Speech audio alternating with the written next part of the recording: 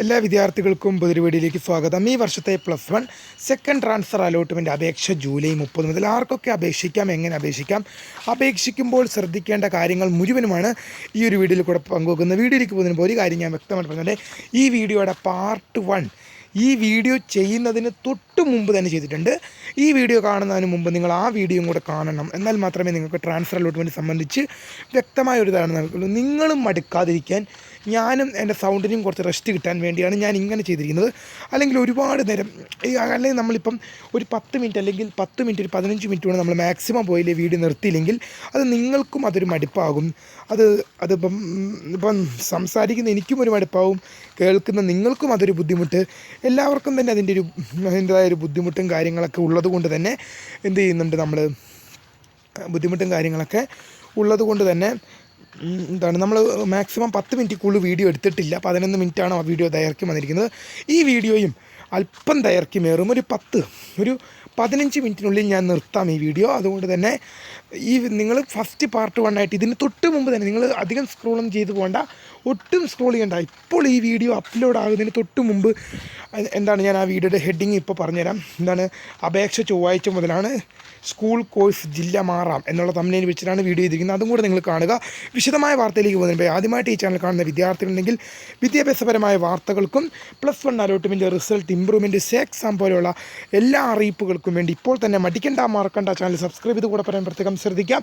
Subscribe ചെയ്തതിന് notification ബെല്ലുകളിലെ all option enable ചെയ്യാനും, നിങ്ങൾക്ക് ചാനൽ വീഡിയോസിൽ ഉപകാരപ്പെടുന്നുണ്ടെങ്കിൽ മാത്രം തീർച്ചയായും ലൈക്ക് ചെയ്യാനും സുഹൃത്തുക്കളിലേക്ക് ഷെയർ ചെയ്യാനോട് പ്രത്യേകം ശ്രദ്ധിക്കുക. അപ്പോൾ നമുക്ക് നേരെ വീഡിയോയിലേക്ക് പോകുന്നതിന് നമ്മുടെ ചാനലിൽ വീഡിയോ കാണുന്ന 100 വിദ്യാർത്ഥികൾ വീഡിയോ കാണുമ്പോൾ 10 പേർ പോലും ഈ ചാനൽ സബ്സ്ക്രൈബ് ചെയ്യുന്നില്ല. അപ്പോൾ ഈ വിദ്യാർത്ഥികൾ അങ്ങനെ അവർ തീർച്ചയായും സബ്സ്ക്രൈബ് ചെയ്യുക, നോട്ടിഫിക്കേഷൻ ബെല്ലുകളിലെ ഓൾ ഓപ്ഷൻ എനേബിൾ ചെയ്യുക. ഈ ചാനലിലെ വീഡിയോസ് നിങ്ങൾക്ക് ഉപകാരപ്പെടുന്നുണ്ടെങ്കിൽ മാത്രം, ഞാൻ ആരെയും നിർബന്ധിക്കുന്നില്ല, നിങ്ങൾക്ക് ഉപകാരപ്പെടുന്നുണ്ടെന്ന് തോന്നുകയാണെങ്കിൽ ഇപ്പോൾ തന്നെ ഒന്ന് സബ്സ്ക്രൈബ് ചെയ്ത് വെക്കുക, നിങ്ങൾക്ക് ഇനിയും ഉപകാരപ്പെടും.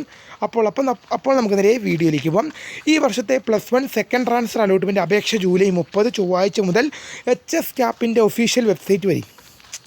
HSCAP means higher secondary centraliser allotment process എന്നാണ് HSCAPൻ്റെ ഫുൾ ഫോം.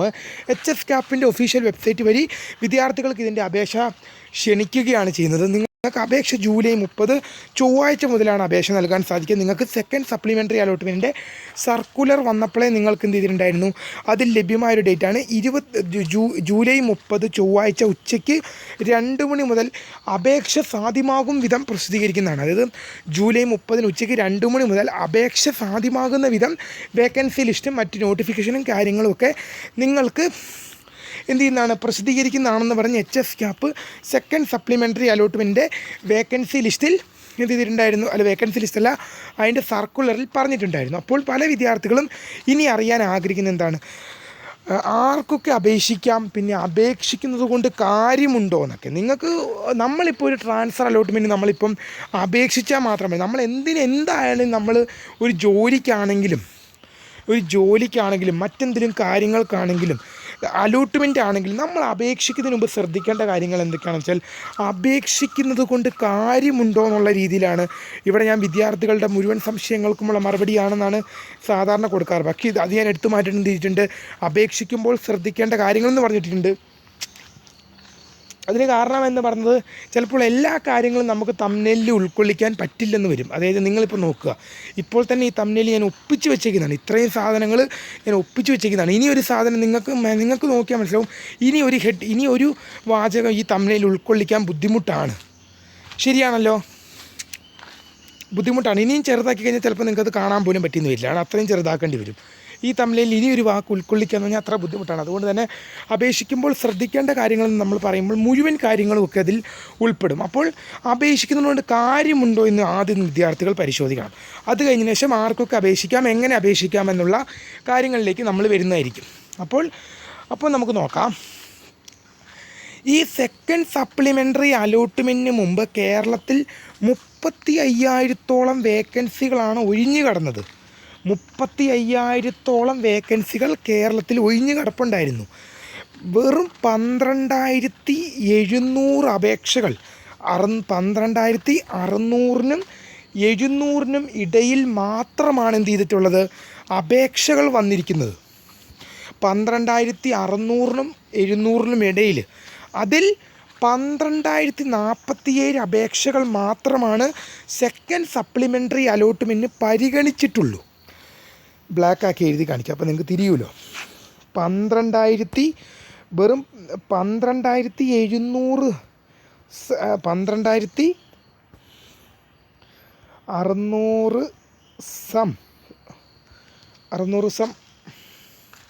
600 പ്ലസ് അപേക്ഷകളാണ് നിങ്ങൾക്ക് HS ക്യാപ്പിന് ലഭിച്ചിട്ടുള്ളത്. 12,600 പ്ലസ് അപേക്ഷകൾ മാത്രമാണ് ലഭിച്ചത്.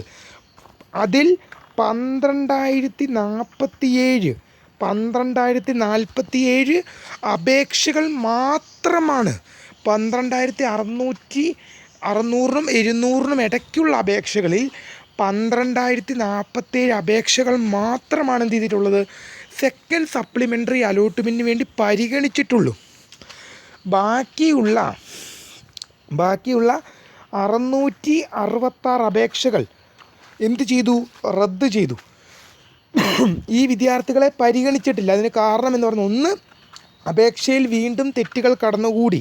പിന്നെ പുതിയ വേക്കൻസി ലിസ്റ്റ് പ്രകാരം സർക്കുലർ വന്നപ്പോൾ അടിവരയിട്ട് HS ക്യാപ്പ് വിദ്യാർത്ഥികളെ അറിയിച്ചൊരു കാര്യമാണ്. HS ക്യാപ്പ് വിദ്യാർത്ഥികളെ അടിവരയിട്ട് അറിയിച്ചൊരു കാര്യമാണ്, നിങ്ങൾ അപേക്ഷ പുതുക്കി നൽകണം. പുതുക്കി നൽകുമ്പോൾ ഒരു കാര്യം നിങ്ങൾ ചെയ്യേണ്ടത് ഇത്ര മാത്രമാണ്. ഈ കാര്യം നിങ്ങൾ നിർബന്ധമായി ചെയ്തിരിക്കണം. എന്താണെന്ന് വെച്ചാൽ, പുതിയ വേക്കൻസി ലിസ്റ്റ് പ്രകാരമുള്ള അപേക്ഷകളുടെ ഓപ്ഷനായിരിക്കണം നിങ്ങളുടെ അലോട്ട്മെൻറ്റിൽ ഉണ്ടാവേണ്ടത്.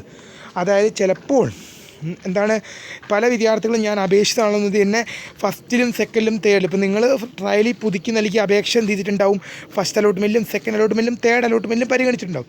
പക്ഷേ അതുപോലെയല്ല സപ്ലിമെൻ്ററി അലോട്ട്മെൻറ്റ്. ഫസ്റ്റിൽ പരിഗണിച്ചു എന്ന് വെച്ച് ആ ഫസ്റ്റിൽ പരിഗണിച്ചവനെ സെക്കൻഡിൽ പരിഗണിക്കണമെന്ന് നിർബന്ധമില്ല. അതിനെന്ത് ചെയ്യണം, നിങ്ങൾ അപേക്ഷ പുതുക്കി നൽകണം. പുതുക്കി നൽകുന്നതിനെ മാത്രമേ എന്ത് ചെയ്യുള്ളൂ, പരിഗണിക്കുകയുള്ളൂ. അത് പുതുക്കി നൽകുന്നതിനെ മാത്രമേ പരിഗണിക്കുകയുള്ളൂ. അപ്പോൾ അങ്ങനെ വരുമ്പോൾ അങ്ങനെയുള്ള പുതുക്കി നൽകാത്തവരെയും അപേക്ഷയിലെ തെറ്റ് കാരണം പുറത്തായവരും ഒക്കെ ചേർത്താണ് ഈ സംഖ്യ 666 എന്നുള്ള 3 സംഖ്യയായിട്ട് 666 എന്നുള്ളത് 666 എന്നുള്ള ഈ അപേക്ഷകൾ എന്ത് ചെയ്തത്, പുറത്താക്കിപ്പോയത്. ഇത്രയും അപേക്ഷകളെ എന്ത് ചെയ്തിട്ടില്ല, പരിഗണിച്ചിട്ടില്ലെന്ന് വിദ്യാർത്ഥികൾ ശ്രദ്ധിക്കുക. അപ്പോൾ വിദ്യാർത്ഥികൾ മനസ്സിലാക്കേണ്ടത് 35,000-ഓളം വേക്കൻസികളാണ് കേരളത്തിൽ ഒഴിഞ്ഞു കിടന്നത്. അപ്പോൾ ഇനി വിദ്യാർത്ഥികൾ ചിന്തിക്കേണ്ട മറ്റൊരു കാര്യമുണ്ട്. ഈ 12,047 പേരെ പരിഗണിച്ചു, ഇതിന് ആർക്കൊക്കെ അലോട്ട്മെൻറ്റ് ലഭിച്ചു? അപ്പോൾ പല വിദ്യാർത്ഥികൾക്കും സംശയം വരുന്ന മറ്റൊരു കാര്യമാണ്, എന്തായാലും 35,000-ഓളം വേക്കൻസികളുണ്ട്, 12,047 പേരെ പരിഗണിച്ചിട്ടുള്ളൂ. അപ്പോൾ വിദ്യാർത്ഥികൾ ഓർക്കും 12,047 പേർക്കും സീറ്റ് ലഭിച്ചുവല്ലോ എന്ന്. ഇല്ല, ഈ 12,047 പേർക്കും പരിഗണിച്ചു എന്ന് മാത്രമേ ഉള്ളൂ. ഇതിൽ കുറേ പേര് ഇപ്പോഴും സീറ്റ് ലഭിക്കാതെ പുറത്ത് നിൽപ്പുണ്ട്, അലോട്ട്മെൻറ്റ് ലഭിക്കാതെ പുറത്ത് നിൽക്കും. ഈ 12,047 അപേക്ഷകളെ പരിഗണിച്ചിട്ടുള്ളൂ, അതിലും അലോട്ട്മെൻറ്റ് കിട്ടാതെ പോയവരുണ്ട്. ഇല്ല എന്നൊന്നും പറഞ്ഞാൽ ഒരിക്കലും നമുക്ക് സമ്മതിക്കാൻ പറ്റില്ല. എല്ലാ വർഷവും നമ്മൾ കണ്ണുകൊണ്ട് കാണുന്ന പറഞ്ഞാൽ എത്ര അലോട്ട്മെൻറ്റ് കഴിഞ്ഞാലും, സ്പോട്ട് അഡ്മിഷൻ കഴിഞ്ഞാലും ആരെങ്കിലുമൊക്കെ എവിടെയെങ്കിലും 1-2 കുട്ടികളൊക്കെ എന്തു ചെയ്യും, ഔട്ടാകും. പറയുന്നത് കൊണ്ട് വിഷമമുണ്ട്. നിങ്ങളെ സങ്കടപ്പെടുത്താനോ വിഷമിപ്പിക്കാനോ, അലോട്ട്മെൻറ്റ് കിട്ടാത്ത കുട്ടികളെ വിഷമിപ്പിക്കാൻ പറയുന്ന അല്ല, വാസ്തവം നിങ്ങൾ അറിയണം. എൻ്റെ പ്രിയപ്പെട്ട ചെറുപ്പക്കാരി, നിങ്ങൾ അലോട്ട്മെൻറ്റ് പ്രോസസ്സ് ആദ്യമായി മുന്നിൽ കാണുന്നൊരു വിദ്യാർത്ഥികളാണ്. നിങ്ങൾ അതിൻ്റെ വാസ്തവം നിങ്ങൾ അറിയണം, നിങ്ങളതിൻ്റെ സത്യാവസ്ഥ അറിയണം. ഈ 12,047 അപേക്ഷകളിൽ എത്ര കുട്ടികൾക്ക് അലോട്ട്മെൻറ്റ് ലഭിച്ചു, എത്ര കുട്ടികൾ ഔട്ട്? എല്ലാവർക്കും അപേക്ഷ ലഭിച്ചിട്ടുണ്ടാവില്ലെന്ന് 100% ഉറപ്പാണ്. ഈ 12,047 അപേക്ഷകളിൽ കുറച്ചെണ്ണമൊക്കെ പുറത്തായിട്ടുണ്ടാകും. ഈ 12,047 കുട്ടികൾക്കും അലോട്ട്മെൻറ്റ് ലഭിച്ചിട്ടില്ല എന്നുള്ളത് 100% ഉറപ്പാണ്. കുറേ പേർക്കൊക്കെ ലഭിച്ചു, കുറേ പേര് വീണ്ടും ഔട്ടായി. അപ്പോൾ നിങ്ങൾ മനസ്സിലാക്കേണ്ട ഒരു കാര്യം, ഇതിൽ നിന്നൊക്കെ നമുക്ക് മനസ്സിലാകുന്നത്, ഇനി +1 സെക്കൻഡ് ട്രാൻസ്ഫർ അലോട്ട്മെൻറ്റ് ജൂലൈ 30 വിളിക്കുമ്പോൾ നിങ്ങൾക്ക് അപേക്ഷിക്കുന്നത് കൊണ്ട് കാര്യമുണ്ടോ എന്നുള്ള ചോദ്യത്തിന് കാര്യമുണ്ടെന്ന് നമുക്കൊരു 90% പറയാൻ സാധിക്കും. കാരണം 23,000+ വേക്കൻസികൾ ഇനി ഒരിഞ്ഞ് കിടപ്പുണ്ടാ. 2,300 ആയുള്ളൂ, മാറിപ്പോടാ. 23,000 23,000 പ്ലസ് അപേക്ഷകൾ 23,000 പ്ലസ് അപേക്ഷകളല്ല വേക്കൻസികൾ ഇപ്പോൾ എന്ത് ചെയ്യുന്നുണ്ടാ കേരളത്തിൽ ഒഴിഞ്ഞു കിടപ്പുണ്ട്. ഈ 23,000 പ്ലസ് അപേക്ഷകളിലേക്കാണ് എന്ത് ചെയ്യുന്നത് സെക്കൻഡ് ട്രാൻസ്ഫർ അലോട്ട്മെൻറ്റ് വിളിക്കുന്നത്. ഈ 23,000 പ്ലസ് അപേക്ഷകളിലേക്കാണ് സെക്കൻഡ് ട്രാൻസ്ഫർ വിളിക്കുന്നത്. ഇതിൻ്റെ അർത്ഥം എന്താണ്? ഒരുപാട് വിദ്യാർത്ഥികൾക്ക് തങ്ങൾ ആഗ്രഹിച്ച സ്കൂളും ആഗ്രഹിച്ച കോഴ്സും കിട്ടുമെന്നുള്ളത് 100% ഉറപ്പാണ്. അതായത് എല്ലാവർക്കും അല്ലെങ്കിലും അപേക്ഷിക്കുന്നതിൽ ഒരു 50% വിദ്യാർത്ഥികൾക്കെങ്കിലും, അതായത് അപേക്ഷിക്കുന്നതിൽ ഒരു 40-50% വിദ്യാർത്ഥികൾക്കെങ്കിലും തങ്ങൾ ആഗ്രഹിക്കുന്ന കോഴ്സും ആഗ്രഹിക്കുന്ന സ്കൂളും കിട്ടുമെന്നുള്ളത് ഉറപ്പാണ്. കാരണം സെക്കൻഡ് സപ്ലിമെൻ്ററി അലോട്ട്മെൻറ്റ് കഴിഞ്ഞെങ്കിലും ഇനിയും 23,000 പ്ലസ് വേക്കൻസികൾ. ഹാപ്പിയാണല്ലോടാ? ക്ലിയർ ആണല്ലോ? ഓക്കെ, 11 മിനിറ്റായി. ഇനി നമുക്ക് 2 സംശയങ്ങളും കൂടെ പറയാനുണ്ട്. ആർക്കൊക്കെ അപേക്ഷിക്കാമെന്നും എങ്ങനെ അപേക്ഷിക്കാമെന്നും അതും കൂടെ പറഞ്ഞു തന്നാൽ മാത്രമേ നമുക്ക് വീഡിയോ വൈൻഡ് അപ്പ് ചെയ്യാൻ പറ്റൂ. ഒരു 15 മിനിറ്റ് കൊണ്ട് ഞാൻ നിർത്താൻ പറ്റുമോ നോക്കാം കേട്ടോ. അപ്പോൾ ഇനി 23,000 വേക്കൻസികൾ ഇപ്പോഴും കേരളത്തിൽ ഒഴിഞ്ഞു കിടപ്പുണ്ട്. അതാണ് വിദ്യാർത്ഥികളെ ആശ്വസിപ്പിക്കുന്നൊരു കാര്യമെന്ന് പറയുന്നത്. അപ്പോൾ ഇനി നമുക്ക് സംശയം ആർക്കൊക്കെ അപേക്ഷിക്കാമെന്ന് നോക്കാം. മുഖ്യഘട്ടത്തിലെ 3 അലോട്ട്മെൻറ്റുകളിലും ഫസ്റ്റ് സെക്കൻഡ് സപ്ലിമെൻ്ററി അലോട്ട്മെൻറ്റുകളിലും അലോട്ട്മെൻറ്റ് ലഭിച്ചിട്ടുള്ള മുഴുവൻ വിദ്യാർത്ഥികൾക്കും സ്കൂൾ കോമ്പിനേഷൻ ജില്ലാനന്തര സ്കൂൾ കോമ്പിനേഷൻ ട്രാൻസ്ഫറിനായി അപേക്ഷിക്കാം. അതായത് ജില്ലാനന്തര സ്കൂൾ കോമ്പിനേഷൻ ട്രാൻസ്ഫറിനായി അപേക്ഷിക്കാം. ജില്ല എന്ന് പറയുമ്പോൾ ഒരു ജില്ലയിൽ നിന്ന് മറ്റു ജില്ലയിലും, ജില്ലാനന്തര എന്ന് പറയുമ്പം ജില്ലയ്ക്ക് അകത്തുള്ളൊരു സ്കൂളുകളിലേക്കും നിങ്ങളുടെ ജില്ലയ്ക്ക് പുറത്തുള്ള സ്കൂളുകളിലേക്കും അപേക്ഷിക്കാം. മനസ്സിലായല്ലോ? മുഖ്യഘട്ടത്തിലെ 3 അലോട്ട്മെൻറ്റുകളിലും ഫസ്റ്റ് സെക്കൻഡ് തേർഡ് സപ്ലിമെൻ്ററി അലോട്ട്മെൻറ്റുകളിലും അലോട്ട്മെൻറ്റ് ലഭിച്ചിട്ടുള്ള ഫുൾ വിദ്യാർത്ഥികൾക്ക്, മുഴുവൻ വിദ്യാർത്ഥികൾക്ക് അപേക്ഷ സമർപ്പിക്കാം. ഇനി 1ാം ഓപ്ഷൻ അലോട്ട്മെൻറ്റായി ലഭിച്ച വിദ്യാർത്ഥികൾക്ക് ഫസ്റ്റ് ട്രാൻസ്ഫർ അലോട്ട്മെൻറ്റിന് അപേക്ഷിക്കാൻ സാധിച്ചിട്ടുണ്ടായിരുന്നില്ല. നിങ്ങൾക്കും എന്ത് ചെയ്യാം? സെക്കൻഡ് ട്രാൻസ്ഫറിന് അപേക്ഷിക്കാം. 1ാമത്തെ ഓപ്ഷൻ അലോട്ട്മെൻറ്റായി ലഭിച്ച വിദ്യാർത്ഥികൾക്കും ഇതിനായിട്ട് എന്ത് ചെയ്യാൻ സാധിക്കും? അപേക്ഷ സമർപ്പിക്കാൻ സാധിക്കും. ഇനി sports quota, community quota, management quota, unaided കോട്ടകളിൽ പ്രവേശനം ലഭിച്ച വിദ്യാർത്ഥികൾക്ക് ഫസ്റ്റ് ട്രാൻസ്ഫർ അലോട്ട്മെൻറ്റിൽ അപേക്ഷിക്കാൻ സാധിച്ചിട്ടുണ്ടായിരുന്നില്ല. Sports quota, community quota, management quota, unaided കോട്ടകളിൽ പ്രവേശനം നേടിയ വിദ്യാർത്ഥികൾക്ക് ഫസ്റ്റ് ട്രാൻസ്ഫറിൽ അപേക്ഷിക്കുവാൻ സാധിച്ചിട്ടുണ്ടായിരുന്നില്ല. അവർക്ക് സെക്കൻഡ് ട്രാൻസ്ഫർ അലോട്ട്മെൻറ്റിൽ അപേക്ഷിക്കാൻ പറ്റുമോ എന്നുള്ളത് സർക്കുലർ വന്നാലേ നമുക്ക് പറയാൻ പറ്റൂ. മനസ്സിലായല്ലോ? പിന്നെ ഭിന്നശേഷി വിഭാഗത്തിൽപ്പെട്ട വിദ്യാർത്ഥികൾക്കും ഫസ്റ്റ് ട്രാൻസ്ഫർ അലോട്ട്മെൻറ്റിന് വേണ്ടി അപേക്ഷിക്കാൻ സാധിച്ചിട്ടുണ്ടായിരുന്നില്ല. അപ്പോൾ അങ്ങനെയുള്ള വിദ്യാർത്ഥികൾക്കും സെക്കൻഡ് ട്രാൻസ്ഫർ അലോട്ട്മെൻറ്റിൽ അപേക്ഷിക്കാൻ പറ്റുമോ എന്നുള്ളത് സർക്കുലർ വന്നാൽ മാത്രമേ നമുക്ക് പറയാൻ സാധിക്കുകയുള്ളൂ. ഓക്കെ, ഇനി എങ്ങനെ അപേക്ഷിക്കാമെന്ന് നോക്കാം. അതിന് നിങ്ങൾ എന്ത് ചെയ്യണം?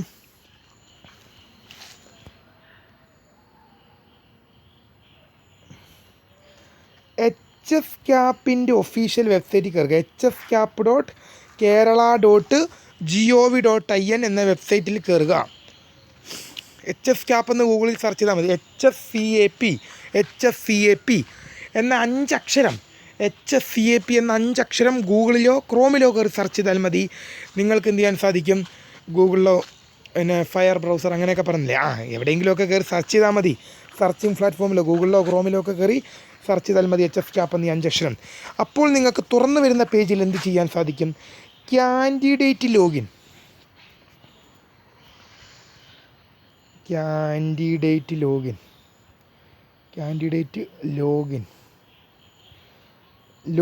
എന്നൊരു ഓപ്ഷൻ കാണും. കാൻഡിഡേറ്റ് ലോഗിൻ SWS എന്നൊരു ലിങ്ക് അവിടെ കാണും. ഇപ്പോൾ ആ ലിങ്ക് അവിടെ ഉണ്ട്. അതെന്തിൻ്റെ ലിങ്കാണ്? സെക്കൻഡ് സപ്ലിമെൻ്ററി അലോട്ട്മെൻറ്റ് ലിങ്കാണ്. നിങ്ങൾക്കുള്ള ലിങ്ക് വരാൻ കിടക്കുന്നേ ഉള്ളൂ. അത് വന്നു കഴിയുമ്പോൾ നമ്മൾ ഡീറ്റെയിൽഡായിട്ട് അറിയിക്കുകയും ചെയ്യും. അപ്പോൾ അങ്ങനെ ആ കാൻഡിഡേറ്റ് ലോഗിൻ SWS എന്ന ലിങ്ക് ഇപ്പോൾ അവിടെ സെക്കൻഡ് സപ്ലിമെൻ്ററി അലോട്ട്മെൻറ്റ് ലിങ്കാണുള്ളത്. അത് മാറി ട്രാൻസ്ഫറിൻ്റെ ലിങ്ക് വരണം. അത് വന്നു കഴിയുമ്പോൾ അറിയിക്കും. അങ്ങനെ വന്നു കഴിയുമ്പോൾ അതിൽ ക്ലിക്ക് ചെയ്തുകൊണ്ട് നിങ്ങളുടെ ആപ്ലിക്കേഷൻ ഐ ഡി ഒരു 8 അക്ക നമ്പർ കാണും പാസ്വേഡ്. ഇപ്പോൾ നിങ്ങളുടെ പേര് അരുൺ എന്നാണെങ്കിൽ Arun@2004 അതായിരിക്കും പാസ്വേഡിൻ്റെ മോഡൽ എന്ന് പറഞ്ഞത്. അത് നൽകി നിങ്ങളുടെ ജില്ല ഡിസ്ട്രിക്റ്റ് എന്ന് ജില്ല നൽകി ലോഗിൻ എന്ന ഐക്കണിൽ ക്ലിക്ക് ചെയ്യുമ്പോൾ ലോഗിൻ എന്ന ഐക്കണിൽ ക്ലിക്ക് ചെയ്യുമ്പോൾ നിങ്ങൾക്ക് എന്ത് ചെയ്യാൻ സാധിക്കും? നിങ്ങളുടെ പ്രൊഫൈൽ പേജിലേക്ക് നിങ്ങൾക്ക് ലോഗിൻ ചെയ്യാൻ സാധിക്കും. അങ്ങനെ ലോഗിൻ ചെയ്ത് കഴിയുമ്പോൾ അവിടെ പുതിയൊരു ലിങ്ക് വന്നിട്ടുണ്ടാകും. ഇപ്പോൾ ആ ലിങ്കൊന്നും അവിടെ ഇല്ല, ഇപ്പോൾ നോക്കേണ്ട ആവശ്യമില്ല കേട്ടോ. Applying for second transfer allotment എന്ന link, applying for second transfer allotment എന്ന ലിങ്ക് അവിടെ വന്നിട്ടുണ്ടാകും. അതിൽ ക്ലിക്ക് ചെയ്തുകൊണ്ട് ആ ലിങ്കിൽ ക്ലിക്ക് ചെയ്തുകൊണ്ട് നിങ്ങൾക്ക് എന്ത് ചെയ്യാൻ സാധിക്കും? സെക്കൻഡ് ട്രാൻസ്ഫർ അലോട്ട്മെൻറ്റിന് വേണ്ടി അപേക്ഷ കൊടുക്കാൻ സാധിക്കും. ആ ലിങ്കിൽ ക്ലിക്ക് ചെയ്തുകൊണ്ട് നിങ്ങൾക്ക് ഓപ്ഷനുകൾ 1/1 2 3 4 5 6 എന്ന് പറഞ്ഞ് നിങ്ങൾ അലോട്ട്മെൻറ്റ് നൽകിയപ്പോൾ എങ്ങനെയാണ് ഓപ്ഷൻസ് എൻ്റർ ചെയ്തത് അതുപോലെ തന്നെ നിങ്ങൾക്ക് അപേക്ഷ നൽകുമ്പോൾ ഈ ട്രാൻസ്ഫറിന് വേണ്ടി കൊടുക്കുമ്പോഴും നിങ്ങൾക്ക് അപേക്ഷ കൊടുക്കാൻ സാധിക്കുമെന്നുള്ളത് വിദ്യാർത്ഥികൾ ഓർത്തിരിക്കേണ്ടതാണ്. ഓക്കെ, അപ്പോൾ ഇത്രയും കാര്യങ്ങളാണ് നമുക്ക് മസ്റ്റായിട്ട് ഈ വീഡിയോയിൽ പറയാനുള്ളത്. ഞാൻ പറഞ്ഞു 15 മിനിറ്റ് കൊണ്ട് നിർത്താൻ ശ്രമിക്കാം, 16 മിനിറ്റായി. അപ്പോൾ അധികം നേരം ഞാൻ നിർത്തുന്നില്ല. വീഡിയോ ഇഷ്ടപ്പെട്ടാൽ ലൈക്ക് ചെയ്യുക, ഷെയർ ചെയ്യുക, സബ്സ്ക്രൈബ് ചെയ്യുക. My name is Kariya, the founder of Kariya for the career guidance. Thank for watching. By.